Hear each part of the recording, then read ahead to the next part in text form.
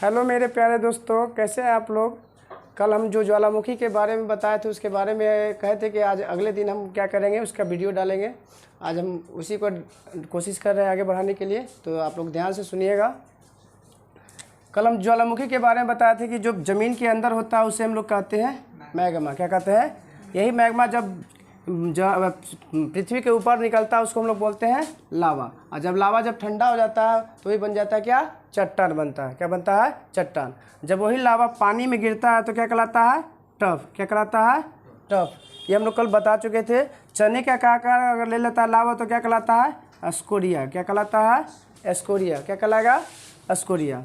उसके अलावा जब इससे जो ज्वालामुखी से जो प्रमुख गैसें जो निकलती है वो गैस है कार्बन डाइऑक्साइड, सल्फर डाइऑक्साइड और जल वाष्प। क्या है? कौन सा गैस निकलती है? कार्बन डाइऑक्साइड, सल्फर डाइऑक्साइड और जल वाष्प। इसके अलावा इसके जो मुख होता है उस मुख को हम लोग ज्वालामुखी के मुख को हम लोग कहते हैं क्रेटर। क्या कहते हैं? क्रेटर।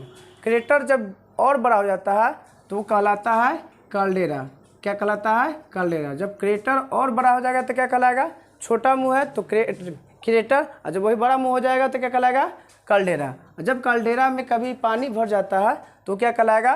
कैल्डेरा झील कहलाएगा। क्या कहलाएगा? कैल्डेरा झील। ये सब हम लोग कल बता चुके थे।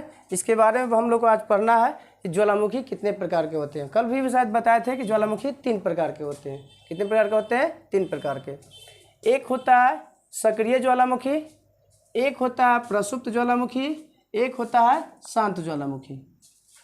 सक्रिय का मतलब होता है जिसमें हम ज्वालामुखी में हमेशा उद्गार होते रहेगा। क्या होगा? हमेशा उद्गार होते रहेगा। दूसरा है प्रसुप्त। प्रसुप्त का मतलब होता है कि एक बार उद्गार हुआ और कुछ दिन के बाद 2 महीना, 4 महीना, साल भर के बाद फिर उसमें उद्गार होगा। और तीसरा जो होता है वो शांत ज्वालामुखी होता है। क्या होता है? शांत ज्वालामुखी। शांत ज्वालामुखी कहने का मतलब है कि उसमें एक बार निकलने के बाद वो हमेशा के लिए क्या हो जाता है? बंद हो जाता है। क्या हो जाता है? ये बंद हो जाता है। उसके भी पीछे रीज़न है। कभी कभी जब ज्वालामुखी ज़मीन से जब निकलता है तो क्या होता है, कहीं कभी कभी वो जो मिट्टी जो होता है वहाँ पे कमज़ोर होता है, और वहाँ की मिट्टी जब कमज़ोर होती है तो उसी को छेद करके निकल जाता है। तो कोई बड़ा सा पत्थर उस मुख के आसपास में आकर क्या कर लेता है, वो उस जो मुख होता है उसके मुख को क्या कर लेता है? बंद कर देता है, जिससे वो फिर बाद में नहीं निकल पाता है। तो इस तरह से हम 3 प्रकार के ज्वालामुखी के बारे में हम चर्चा किए। और सक्रिय ज्वालामुखी में कुछ नाम है जिसको ध्यान से सुनिएगा, याद रखिएगा। इटली का एटना और स्ट्रोम्बोली जो है कहाँ पे? इटली में मिलता है। ये कैसा ज्वालामुखी है भाई? तो सक्रिय ज्वालामुखी है। कैसा ज्वालामुखी है? एटना और स्ट्रोम्बोली कहाँ मिलता है? इटली में। कैसा ज्वालामुखी है? सक्रिय। कोलिमा कैसा सक्रिय? ये सब केस क्या है? सक्रिय ज्वालामुखी है। कोलिमा कैसा है? सक्रिय है। कहाँ मिलता है? मैक्सिको में। कहाँ मिलेगा? मैक्सिको में। इसके अलावा है किलायु। किलायु जो सबसे अधिक सक्रिय ज्वालामुखी है। विश्व का सबसे अधिक सक्रिय ज्वालामुखी कौन है? किलायु। ये कहाँ मिलता है? हवाई द्वीप में। कहाँ मिलेगा?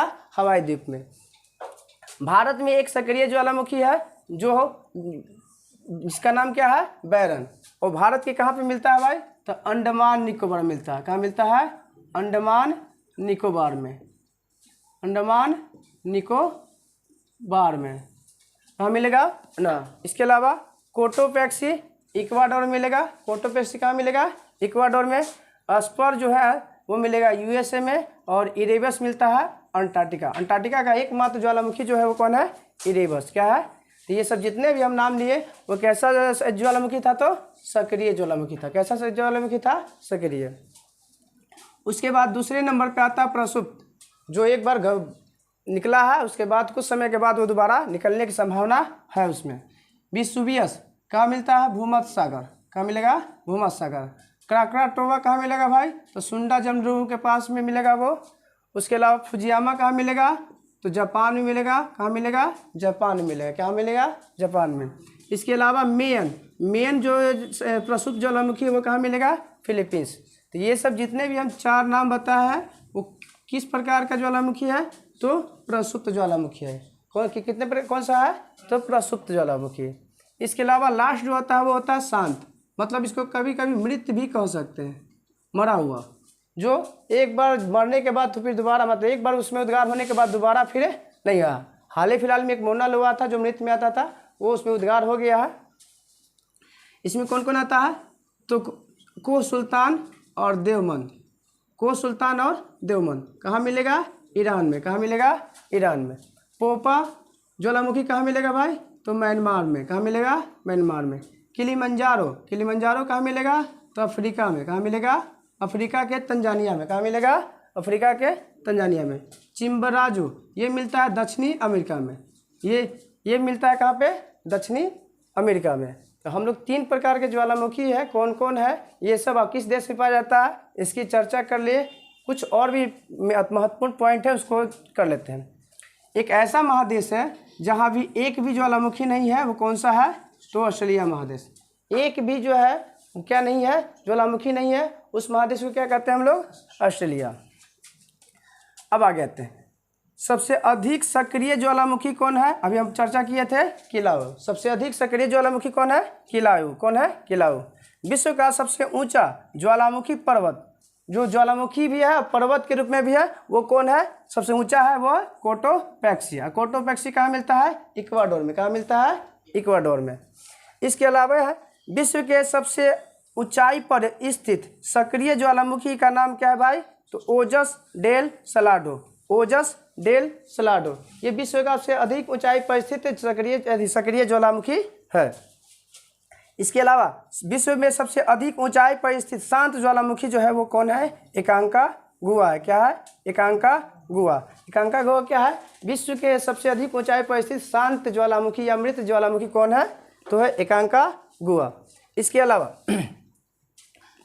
जब लावा के छोटे छोटे टुकड़े हवा में उठकर ठंडा हो जाता है तो उससे हम लोग कहते हैं सिंडर। क्या कहते हैं? सिंडर। क्या कहते हैं? सिंडर। जब लावा के छोटे छोटे टुकड़े हवा में पहुंचने के बाद वो ठंडा हो जाता है और चट्टान के रूप में लेता है या कुछ छोटे छोटे चट्टान बन जाते हैं, उसको हम क्या कहते हैं? सिंडर। क्या कहते हैं? सिंडर। अग्निवलय, पृथ्वी का अग्निवलय किसे कहा जाता है भाई? किस क्षेत्र को कहा जाता है? तो प्रशांत महासागर का क्षेत्र को कहा जाता है। इसी को कहा जाता है प्रशांत महासागर का परिमेखला या अग्निवलय के नाम से भी जाना जाता है, क्योंकि सबसे ज़्यादा ज्वालामुखी इसी एरिया में मिलेगा। इसके अलावा ज्वालामुखी के अंतिम अवस्था को क्या कहते हैं हम लोग? धुआरे कहते हैं। क्या कहते हैं? धुआरे। ज्वालामुखी के अंतिम अवस्था को क्या कहते हैं? धुआरे कहते हैं। और हजार धुआरों की घाटी किसे कहा जाता है भाई? तो अमेरिका में एक पर्वत है जिसका नाम क्या है? कटमई पर्वत। क्या नाम है? कटमई पर्वत। इस तरह से हम लोग क्या जो ज्वालामुखी से संबंधित जितने भी बातें थे, महत्वपूर्ण बातें, वो हम लोग क्या कर लिए? पढ़ लिए। इसको अगर आप लोग को अगर ये वीडियो अच्छा लगता है तो शेयर और लाइक ज़रूर कीजिएगा। धन्यवाद। अगर आप लोग इस वीडियो का पार्ट 1 नहीं देखे हैं तो ज़रूर देखिएगा, ताकि इसको समझने के लिए पार्ट 1 जब देख लीजिएगा तो यह जो है दूसरी पार्ट 2 जो है और आसानी से समझ में आएगा। अगर ये वीडियो अच्छा लगता है तो सब्सक्राइब और शेयर और लाइक ज़रूर कीजिएगा। धन्यवाद।